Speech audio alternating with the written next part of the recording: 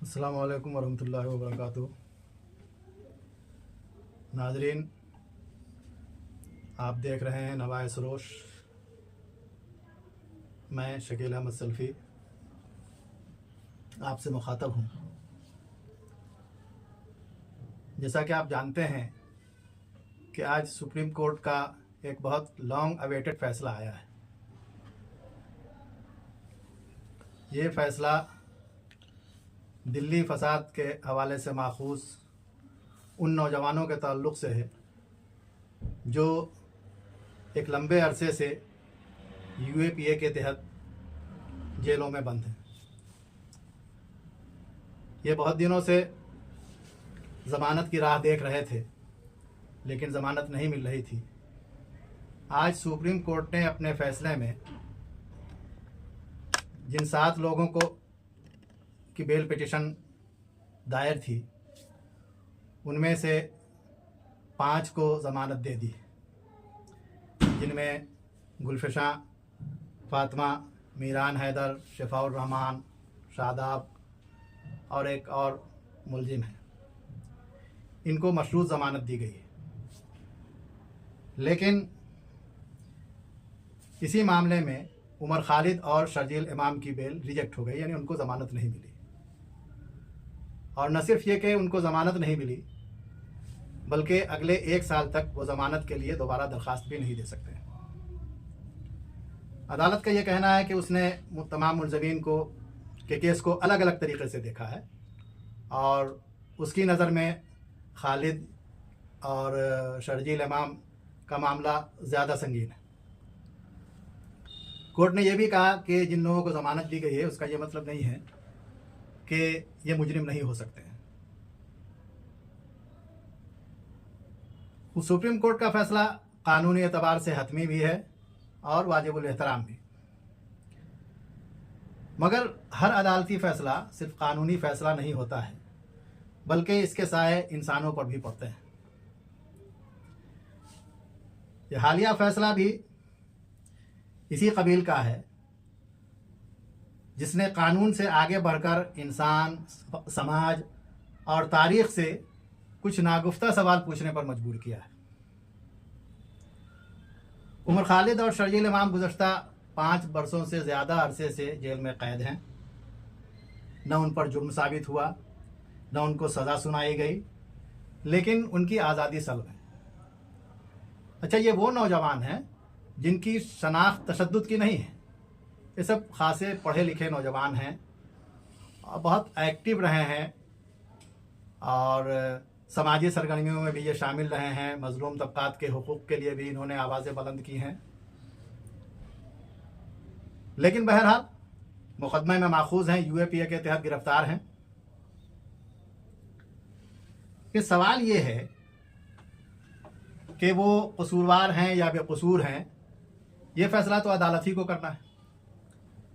लेकिन उससे बड़ा सवाल ये है कि अगर इनका जुर्म इतना संगीन है और बेल रिजेक्ट करने का मतलब ये है कि भाई अदालत ये समझती है कि इनका जुर्म बहुत ज़्यादा संगीन है, तो अगर इनका जुर्म इतना संगीन है तो ये सवाल तो बनता है कि इनको बग़ैर ट्रायल के क्यों रखा गया है।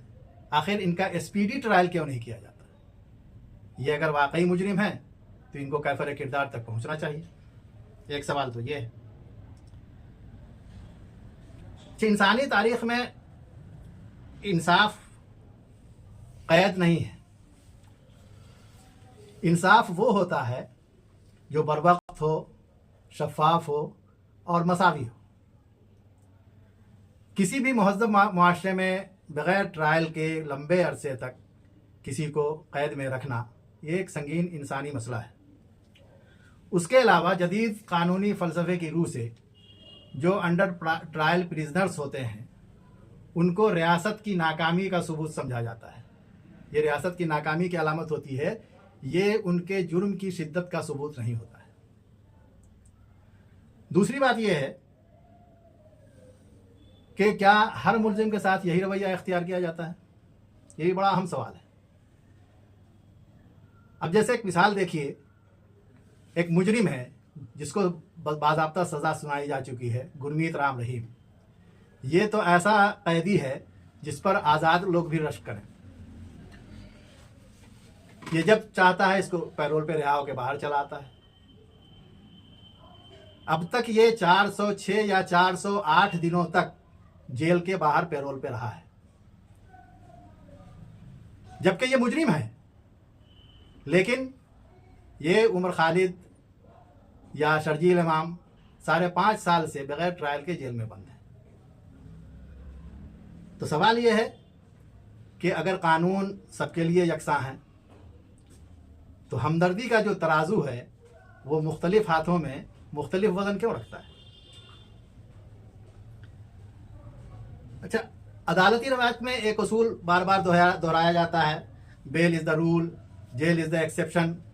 यानी ज़मानत जो है वही उसूल है और जेल जो है वो इस्तिस्ना है। लेकिन ज़मीनी हकीकत यह है कि बाज़ लोगों के लिए जेल इज़ द रूल होता है, जेल ही रूल होता है, और ज़मानत या बेल जो है वो एक्सेप्शन नहीं बल्कि ख्वाब हो जाता है। ख़ासतौर से ऐसे लोगों के लिए जो सवाल पूछते हैं या इख्तलाफ रखते हैं या जो रियासती हुकूमती बयानिया होता है उससे वो अलग सोचते हैं। तो ये भी एक सोचने की बात है।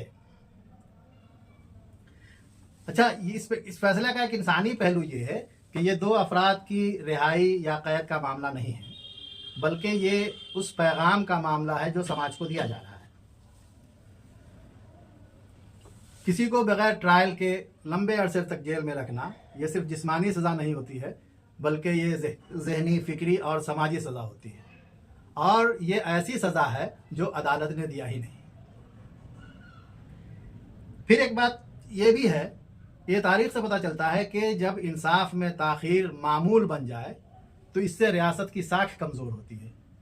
ये भी बहुत मशहूर बात है कि जस्टिस डिलेड जस्टिस डिनाइड, यानी अगर बर वक्त फैसला नहीं होता है और उसमें किसी भी वजह से बार बार ताख़ीर होती है तो ये गोया इंसाफ के खिलाफ बात हुई है, इंसाफ नहीं हुआ, इंसाफ से महरूमी हुई है। अब उमर खालिद और शर्जील इमाम के साथ एक दर्दनाक पहलू ये है कि ये अगले 1 साल तक बेल के लिए फिर अपील भी नहीं कर सकते हैं। पता नहीं इनका ट्रायल कब शुरू होगा।